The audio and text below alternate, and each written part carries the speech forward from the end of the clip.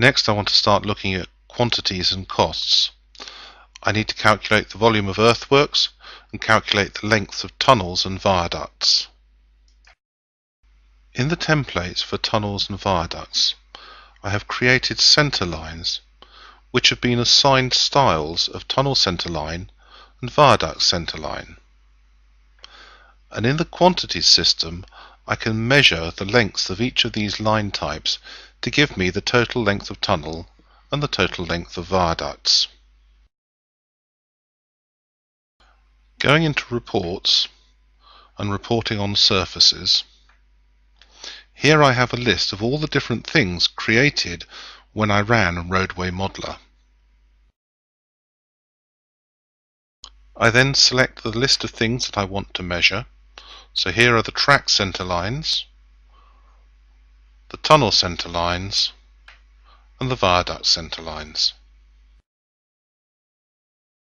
Apply that, and it automatically calculates the measurement quantities for track centre line, tunnel centre line, and viaduct centre line, giving me the lineal lengths for each of these items, and applying unit rates here from a table, giving me the cost for each of these items. Next, I want to calculate the volume for earthworks. And the first step in this process is to create a triangulated surface of the new earthworks, but excluding the areas of tunnels and viaducts.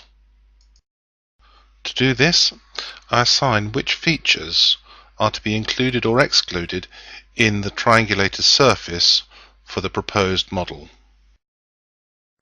Now what I'm going to do is triangulate the new surface, and then I'm going to display it.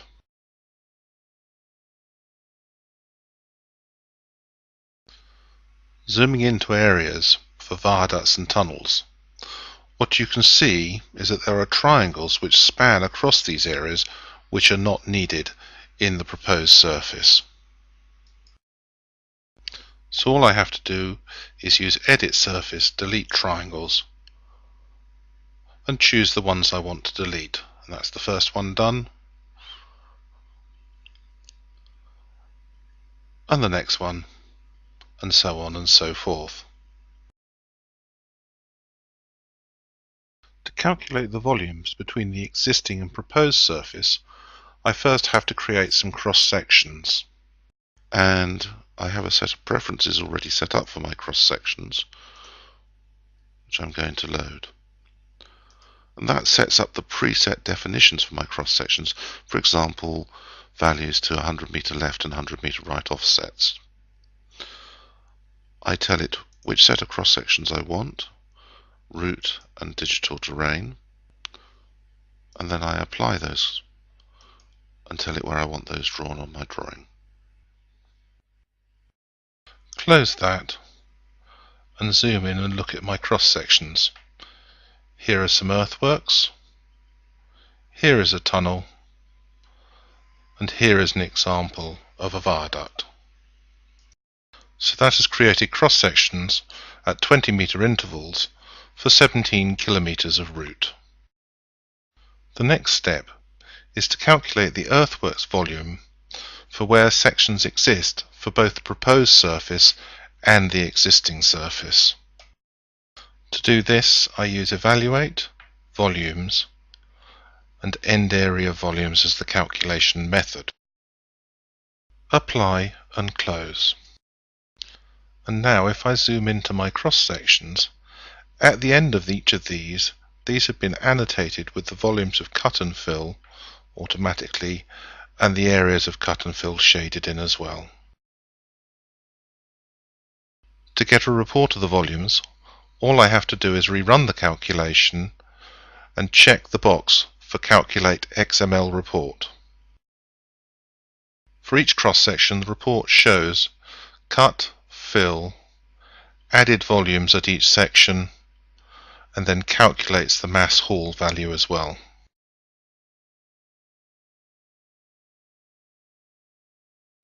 Scrolling through the report gives us the grand totals for both cut and fill. I now want to start looking at the mass haul for this route.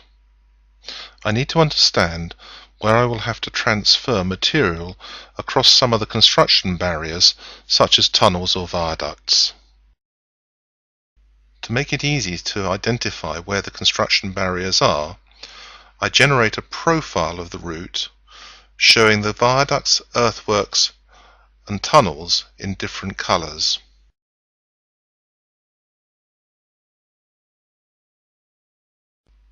When I ran my volumes, I saved the XML report in a file, and I can open that up and reuse it to create the mass haul diagram.